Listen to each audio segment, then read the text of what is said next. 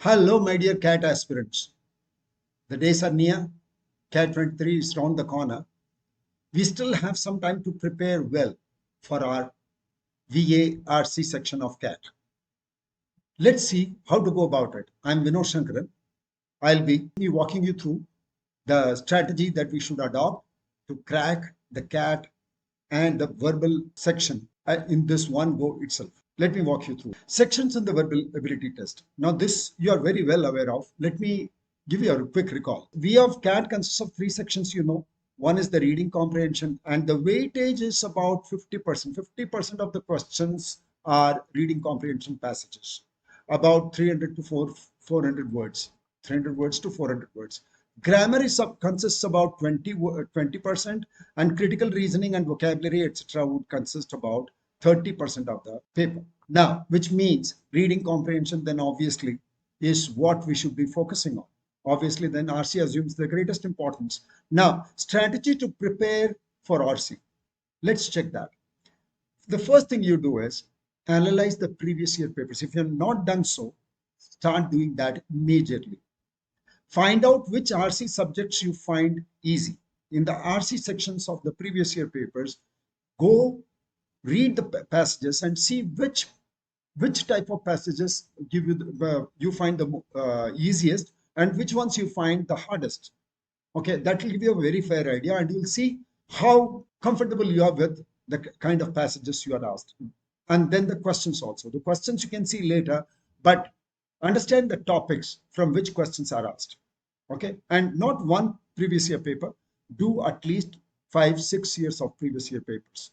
Once you have analyzed these papers, practice reading comprehension. Now, this is a very, very important thing.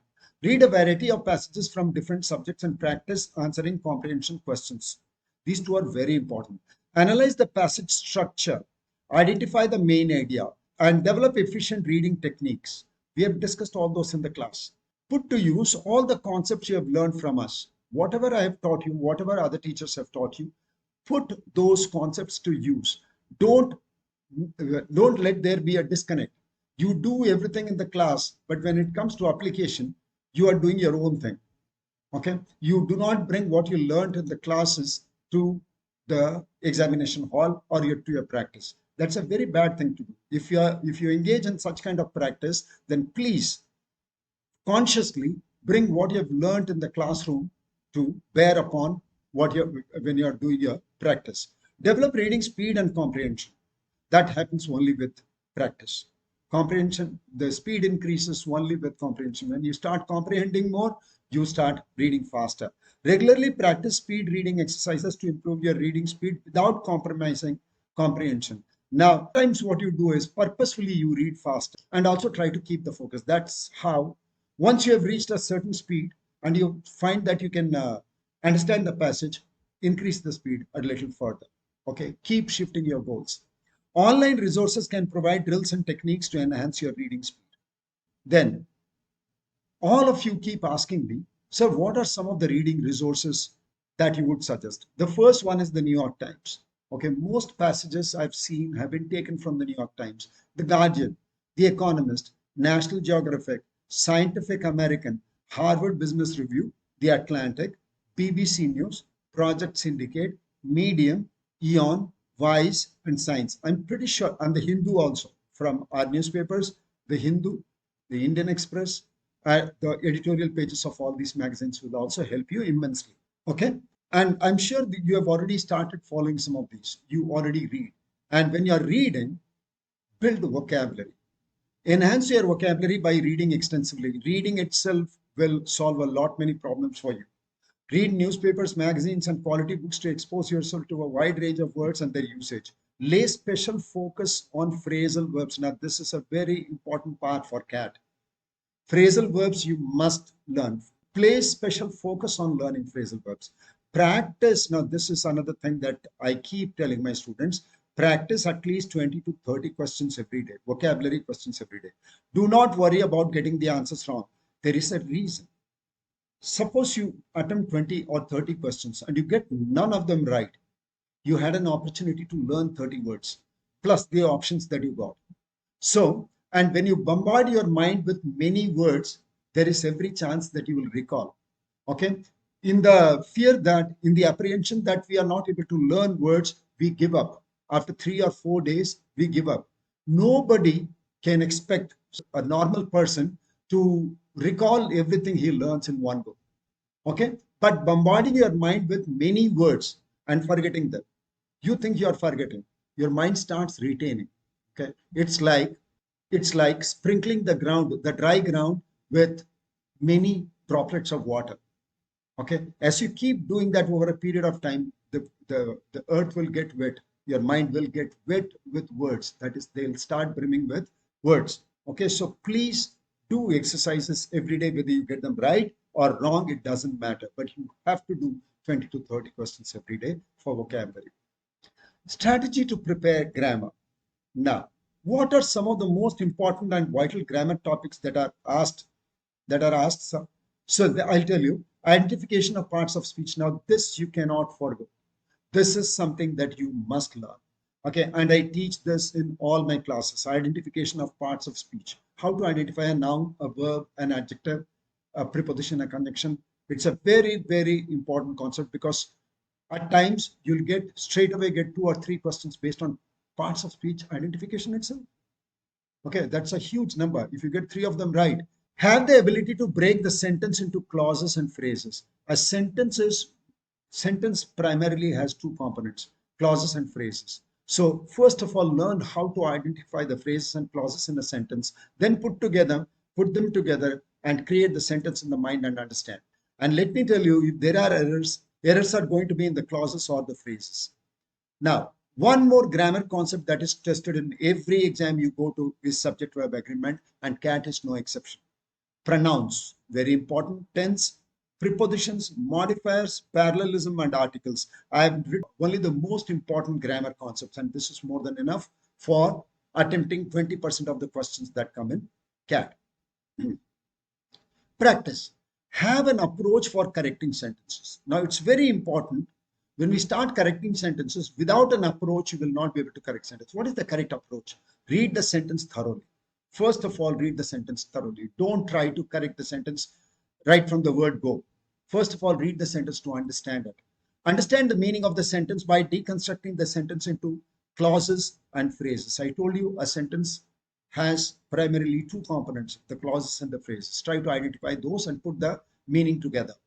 Apply subject verb agreement, modifier, symmetry, preposition, and article rules, and then eliminate the options. Please memorize this. This is the approach you will take to every test you do. Every time you are trying to correct a sentence, you will take this approach. Read, understand, apply, eliminate. Then do at least 200 sectional tests. That is, on nouns, try to do 200 questions. On pronouns, you try to do 200 questions. On subject verb agreement, you try to do 200 questions. Sectional tests, and then do assorted questions. That is a medley of questions where all the concepts are mixed. And then attempt mock tests. At least attempt 10 mock tests before you go to the exam. And previous year papers also, you should attempt at least 10 of them. But we start the mock tests not right away. We start the mock tests only when you have completed the syllabus. Strategy to prepare CR, critical reasoning. Okay, the first one is, what are the skills required? Know critical reasoning concepts and question types. Now, if you do not know the concepts, you will never be able to attempt critical reasoning questions. You have to understand the concepts and the type of questions asked. And then active reading. Practice this, and your critical reasoning skills develop on their own. What is this? We will discuss one by one. And have an approach for CR questions also.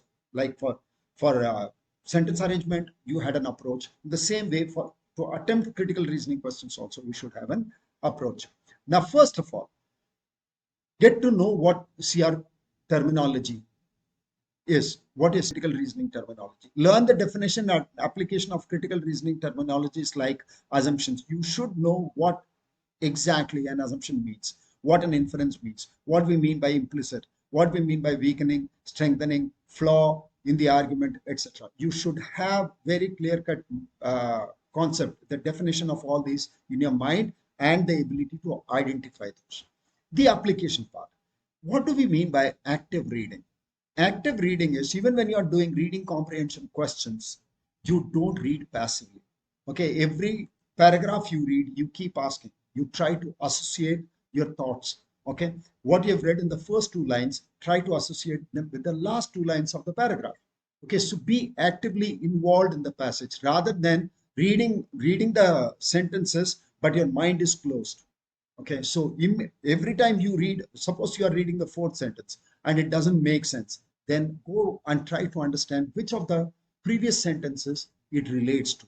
Try to anticipate. When you're reading one sentence, try to anticipate what could follow. Okay, so do not limit these concepts only to question answer sessions. Okay, now what will be the best approach for CR questions? What do we do, sir?